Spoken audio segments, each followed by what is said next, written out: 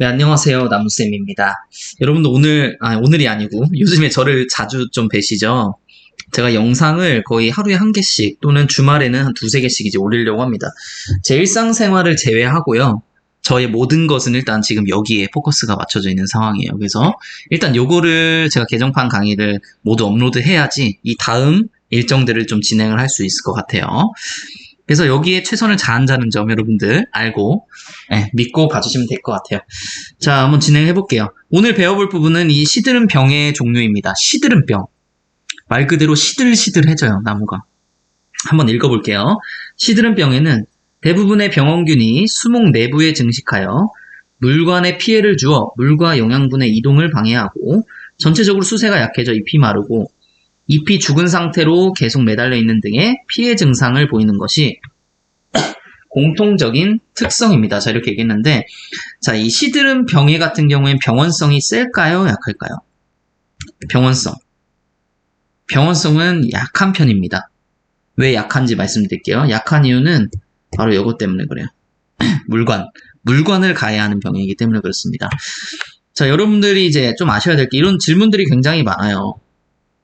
물과 영양분들과 뭐 호르몬과 뭐 지질 이런 것의 이동에 대한 부분이 굉장히 많은데 여러분들 체계를 정확하게 잡고 가셔야 됩니다. 자, 이렇게 나무 줄기가 있고 여기 토양이 있어요. 이 가운데에는 뭐가 지나가죠? 심재가 있고 변재가 있잖아요. 그렇죠? 최근에 만들어진 우리 목부 조직을 변재라고 하고 만들어진 지 오래돼서 죽어있는 조직을 심재라고 하잖아요. 거기에는 뭐가 있냐? 이제 물관이 이렇게 있습니다. 우리 피자식물에서는 도관이라고 불리는 여기서는 물과 그리고 무기영양소들이 일로 다녀요. 자, 그 다음에 잎에서 만들어진 탄수화물 이 단위는 뭐가 있습니까? 이 수피 쪽에 붙어가지고 그쵸, 이게 체관이 있죠. 체관. 사부가 있습니다. 사부 조직이 있습니다. 사부 조직에서는 뭐가 이동하죠? 탄수화물과 각종 영양분들이 이동을 합니다. 영양분들이 이동해요. 지금 이 시드림병해 같은 경우에는 어디를 가해야 하는 거냐? 바로 이 가운데 있는 이 목부 조직. 이 목부 조직을 가해야 하는 병이거든요. 근데 이 목부 조직을 가해야 하는 것보다 이 사부 조직을 가해야 하는 게 훨씬 더 셉니다. 사부 조직 가해하는 대표적인 예가 파이토플라즈마. 파이토플라즈마는 전신병해로 이 체관을 가해야 하잖아요. 그쵸? 그래서 파이토플라즈마에 걸리면은 1, 2년 내에는 거의 무조건 고사한다. 그냥 거의 무조건 고사한다고 보시면 되는 거예요. 근데 그렇게 이제 강력한 이제 병원성이 달라지게 되는데 그게 왜 그러냐 하면은 자, 이거는 영양분 이동 시스템을 여러분 좀 알고 계셔야 돼요. 지금 이 물관과 도관을 통해서 물과 무기영양분들이 이렇게 올라옵니다. 올라오다가 얘네를 필요로 하는 얘들이 생겨요. 예를 들어서 가지가 이렇게 생긴다고 봅시다. 가지가 생기면은 얘네가 이 삽으로 횡적 이동을 합니다. 물이 이동할 수도 있고 무기영양소가 이동할 수도 있는데 대부분 이 무기영양소가 이동을 한다고 보시면 되세요. 이제 무기영양소가 이동을 합니다. 무기영양소가 이동을 해서 이제 여기에 뭐 구성원소가 되든 아니면은 여기에 부족한 결핍 원소를 얘가 재분배해서 채워주든 이런 식으로 해서 영양분의 재분배가 일어난단 말이에요. 근데 이 재분배가 일어나는 거를 제외하고는 이 물관에서는 이게 어디로 가죠? 지금 쭉 가서 증산되죠. 증산작용. 증산작용에 쓰이게 됩니다. 이 물들은 증산작용, 잎의 기공을 통해서 수증기로 나가는 이 증산작용으로 여러분들이 쓰이고 있다는 거예요. 이렇게 횡적 이동을 하는 것을 하면은, 그쵸? 그리고 이 물관에 피해를 준다는 것은요, 물관은 도관이 엄청나게 많습니다. 도관이 엄청나게 많아서, 예를 들어서, 얘네 두 놈이 죽고, 이 한 놈만 살아있어도, 이 한 놈으로 어느 정도 커버가 가능하다는 거예요. 어느 정도까지는. 그래서 살아있을 수는 있다. 그래서 병원성이 어떻다? 약하다. 대신 이 체관 같은 경우는 제가 이렇게 크게 그려놨지만 사실은 거의 수피에 붙어있을 정도로 굉장히 얇은 층이에요. 이 얇은 층을 가해야 하다 보니까 여기를 막아버리면 어떻게 될까요? 그러면은 식물 살지 못하죠. 식물의 이런 영양분들이 재분배 또는 이동하지 못하기 때문에 이렇게 죽어버리게 되는 겁니다. 그래서 이런 부분들도 있습니다. 여러분들 잘 알고 가시고 이런 체계를 어느 정도, 사실 이런 체계가 많이 밝혀진 것도 없어요. 네. 많이 밝혀지지도 않았고, 저도 지금 이렇게 대략적으로 말씀드렸지만 여기서 조금만 더 파고든다고 해도 지금 현재 연구도 진행되지 않은 미지의 영역인 경우가 굉장히 많습니다. 이 나무 같은 경우에는요. 사람 같은 경우에는 이제 표본도 많고 사람들이 워낙 사람에 관심이 많기 때문에 그런데 이 식물 같은 경우에 사실 관심이 좀 적다고 보시는 게 맞아요. 사람들이. 생물 중에서도. 그렇기 때문에 이 미지의 영역을 나중에 좀 탐구하시려면은 예, 뭐 석사라든지 박사라든지 이런 거 하시는 것도 나쁘지 않을 것 같아요. 새로운 이제 지식 탐구를 위해서. 저도 할 예정이고요. 네. 자, 어쨌든 한번 봅시다. 시드름병. 첫 번째는 이 느릅나무 시드름병입니다. 느릅나무 시드름병의 병원균은 오피오스토마 울미라는 병원균이에요.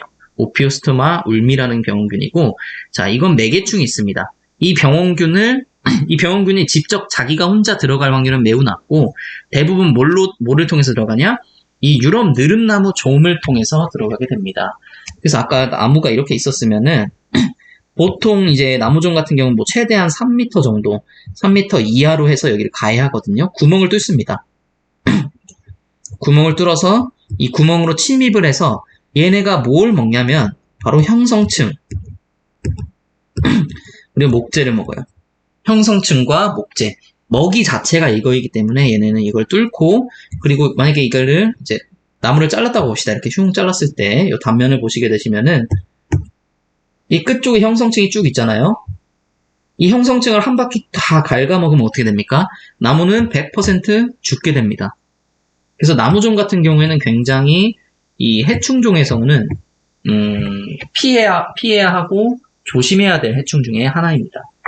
잘 알고 계시고, 자, 첫 번째부터 한번 읽어볼게요. 나무좀이 목부 형성층 부위를 가해할 때 최근에 형성된 물건에 나무좀 몸에 붙어있던 병원균이 유입되어 피해를 주게 됩니다. 제가 생리학 때 좀 말씀드리긴 했는데, 자, 이거를 또 어떻게 설명드려야 될까요? 자, 아까 그 단면도 봅시다. 가운데 심재가 있고, 그 다음에 이렇게 사이드에 뭐가 있죠? 변재가 있잖아요. 최근에 형성된 변재가 있는데, 이 변재 중에서도 이 형성층에서 만들어진 얼마 안 된 가장 가생이에 있는 물관들이 대부분의 물을, 영양분들을 이제 흡수하고, 이동시켜준다고 했어요.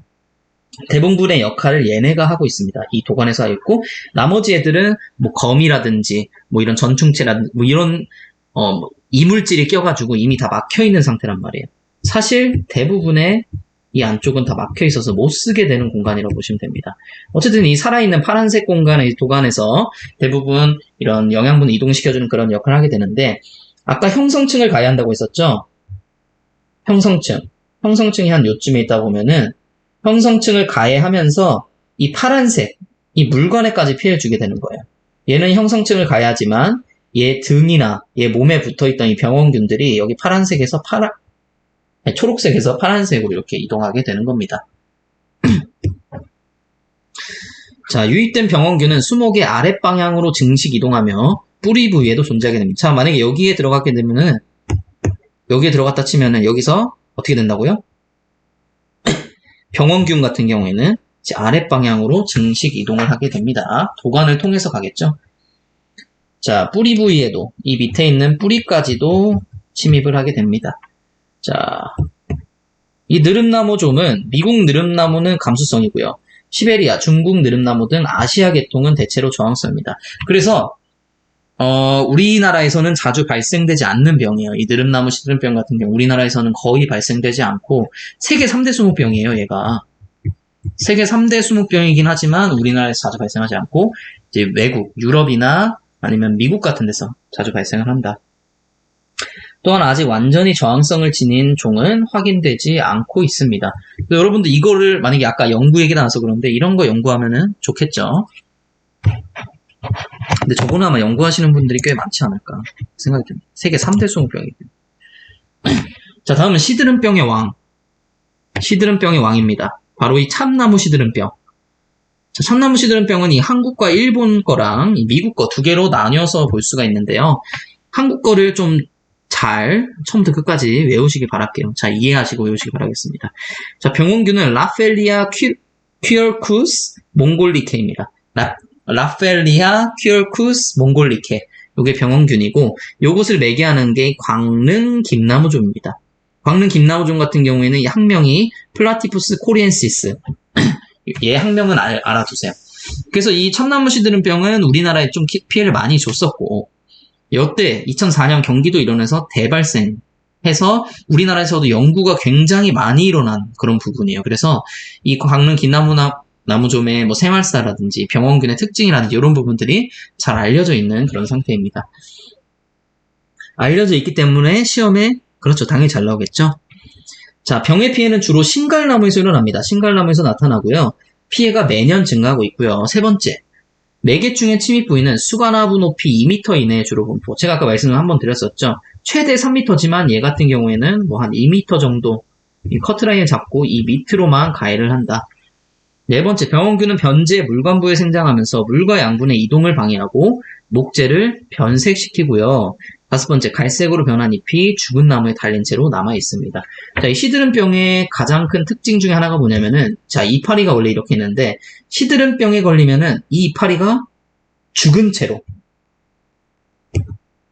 수관에 붙어 있는 이 이파리가 죽은 채로 그대로 남아 있다. 네, 요런 거 굉장히 중요한 포인트입니다.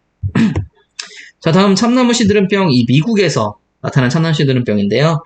병원균은 세라토시스티스 페가시럼, 세라토시스티스 페가시럼이고, 이 매개충 같은 경우에는 니티듈리드 나무이라고 이제 알고 계신 분들 많을 텐데, 요 같은 경우에는 사실 그게 이제 틀린 답이었죠. 최근인가요? 네, 어쨌든 밝혀진 사실인데, 이 밑빠진 벌레류와 이 나무 종류, 요 두 가지로 여러분들 정확하게 보셔야 될 것 같습니다. 예전 거를, 그러니까 해외 자료를, 이게 참나무 시드름병이 미국에 있었다 보니까 이 미국에 있던 그런 자료들을 가져오는 과정에서 좀 오류가 있었다고 해요. 그래서 니티듈리드 나무이가 아니라 밑빠진 벌레류랑 이 나무 종류를 이야기하는 거라고 합니다. 제대로 해석을 하면요. 그래서 첫 번째 보시면 밑빠진 벌레류와 나무 종류는 죽은 나무 숲이 아래, 이거는 이렇게 한번 체크해 주시고요. 죽은 숲이 아래 형성된 곰팡이 균사매트에서 나오는 달콤한 냄새에 유인이 됩니다. 건전한 수목에 생긴 상처에도 유인이 되고요. 병원균의 물관 내의 활동은 이 느른나무 시드름병과 유사합니다. 느른나무 시드름병 어떻게 됐었죠? 물관에 들어갔다가 아랫방향으로 증식 이동한다고 했었죠? 그럼 맞는지 볼까요? 그쵸. 유입된 병원균은 아랫방향으로 증식 이동한다고 합니다. 자, 요런 부분들을 참나무 시드름병 미국판에서도 가지고 있다. 자, 다음 벌티실리움 시드름병입니다. 벌티실리움 시드름병. 병원균은 벌티실리움 데일리에 벌티실리움 데일리에입니다. 자, 첫 번째 특징. 토양 정효원과 뿌리 접촉으로 뿌리의 상처를 통해 감염을 하게 됩니다. 두 번째, 수목뿐만 아니라 농작물에서도 병을 일으키는데 우리나라의 경우에는 농작물 이외의 수목에서 보고된 적이 없고요. 세 번째, 특징적인 병증으로는 감염된 가지, 줄기, 뿌리의 목부에 녹색이나 갈색의 줄무늬가 생기는 것을 이제 특징으로 가지고 있습니다. 여러분들 잘 알고 계시고, 자, 방금까지 시드름병에 봤습니다. 시드름병에서는 중요한 녀석들, 아까 그 네 녀석들 알고 계시고, 그 다음에 우리가 알아둬야 될 게 이 목재 부후균입니다. 죽은 나무를 부시키고 부패시키는 이 목재 부후균, 어떤 것들이 있는지, 그리고 이것들이 무엇인지 한번 알아보도록 해보죠. 첫 번째, 이 목재 부후균이란 살아있는 나무에서는 주로 심재가 피해를 받습니다. 아까 변제, 최근에 만들어진 목부, 그리고 처음에 최초에 만들어진 오래된 목부, 그래서 죽은 조직이 있는 거 주로 심재라고 했었죠. 자, 두 번째, 죽은 나무나 조직, 벌채목에서는 변제의 목재 부후균이 침입하여 세포벽 성분에는 뭐 리그닌, 셀룰로스, 헤미셀룰로스 등이 있는데 이것을 양분으로 하고 목재의 질을 저하시키는 네, 그런 역할을 하게 됩니다. 역할이라고 보기보다는 좀 안 좋은 그런 거죠. 네, 나무는 이제 우리가 이렇게 된 나무를 잘라가지고 목재로 이용을 해야 되는데 이런 세포벽 성분을 양분으로 이용하기 때문에 이 안이 어떻게 되겠습니까? 다 썩겠죠. 네. 썩고 더 이상 세포벽 성분들이 없는 그런 질이 낮은 목재가 이제 만들어지게 된다는 거예요. 부우균들로 인해서. 자, 부우균의 종류는 총 3가지가 있습니다. 갈색부, 백색부, 연부인데, 자, 여러분들은 이 부우균들이 분해를 많이 시키면 많이 시킬수록 어떻게 된다? 흰색으로 변한다. 흰색으로 변한다는 건 백지, 정말 아무것도 남아있지 않은. 그래서 흰색으로 변한다. 자, 그럼 갈색은요? 갈색은 뭔가 좀 남아있는 녀석이겠죠. 그쵸. 갈색은 이 리그닌이 남아있는 녀석이에요. 아까 세포별 성분 1번 리그닌, 2번 셀룰로스, 3번 헤미셀룰로스인데 이 중에 리그닌을 분해 안 하는 요 녀석이 갈색 부우균입니다. 나머지 셀룰로스, 헤미셀룰로스는 분해하고 리그닌은 분해되지 않는다. 주로 침엽수에 발생을 하게 됩니다. 침엽수. 그러니까 침엽수 같은 경우에는 이 갈색 부우균의 영향을 자주 받는다. 그리고 이 병원균 같은 경우에는 담자균입니다. 담자균에 속합니다. 한 백색 부우균은 모두 다 분해시키는 거고 얘는 화렵수에 발생을 하게 되고요. 리그닌 헤미셀룰로스를 먼저 분해하는 경우와 모든 성분을 동시에 분해하는 경우가 이렇게 또 나뉘어져 있습니다. 다 분해하긴 하는데 누굴 먼저 분해하는지 아니면 동시에 분해하는지 이렇게 따라 나뉘어지고 병원균은 이 담자균이고요. 자, 다음은 연부입니다. 연부 같은 경우에는 유일하게 잔항균이에요. 자, 이런 부분들 당연히 외우셔야 되겠죠. 자, 연부 같은 경우는 잔항균이고 언제 발생이 좀 심하냐? 목재의 함수율이 높은 상태에서 발생을 하게 됩니다. 목재의 수분량이, 이 물량이 많게 되면은 물을 많이 머금고 있는 목재 같은 경우에는 이 연부가 많이 발생을 한다는 거예요. 그래서 표면은 연해지고 암갈색으로 변하지만 내부는 건전 상태를 유지하고 있다. 자, 이런 거 특징도 잘 알고 계셔야 됩니다.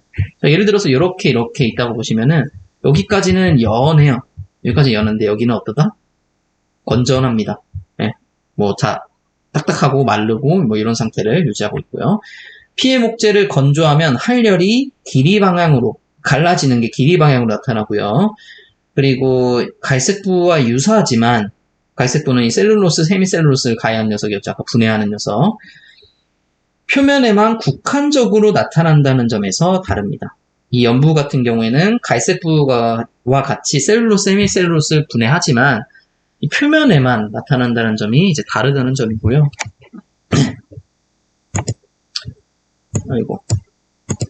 자, 부우균을 봤으니 이번에는 목재의 색깔을 변하게 하는 이 목재 변색균의 특징과 종류에 대해서 한번 보도록 하겠습니다.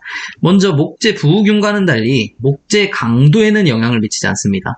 아까 이 부우균 같은 경우에는 세포벽 성분을 분해하기 때문에 이 목재 강도에 당연히 영향을 미치죠. 목재 강도를 낮추겠죠. 하지만 이 변색균은 그게 아니라는 거죠. 자, 변색균에는 어떤 종류가 있는지 한번 보겠습니다. 첫 번째 페니실리움, 그 다음에 에스피라길러스, 그 다음에 푸사리움, 그 다음에 리조푸스. 페니실리움 푸른 곰팡이, 이 에스피라길러스 에스피라길러스 무슨 곰팡이였죠 이게? 그렇죠. 누룩곰팡이, 푸사리움이랑 리조푸스 이런 애들은 있고. 자, 그래서 한번 보시게 되시면은 페니실리움 녹색이랑 누런색으로 변색을 시키고 에스피라길러스는 검은색이나 녹색으로 변색을 시키고요. 푸사리움은 붉은색. 이 푸사리움 같은 경우에는 그 병원균 우전병에도 있었죠. 이 푸사리움 속이. 굉장히 강하다. 강하면은 강인함을 나타내는 이 빨간색. 그래서 빨간색, 붉은색을 보시고. 자, 리조푸스는 회색. 리조푸스는 이제 회색이라고 보시면 됩니다. 자, 그 다음에 이제 청병균으로는 이런 애들이 있습니다. 청병균 같은 경우에는 침엽수 목재 방사유 조직에 침입하여 푸른색으로 병색을 시키는 것을 우리 청병균이라고 합니다. 그래서 오늘 여기까지 진행을 하고, 이 다음부터 이 세균에 대해서 한번 배워보도록 하죠. 세균이랑, 자, 보시면은, 세균병해가 많네요. 세균병해만 해야 되겠네요. 다음 시간에는. 다음 시간에 세균병해 들어가 보도록 하겠습니다. 자, 오늘도 제 강의를 들어주셔서 정말 감사합니다.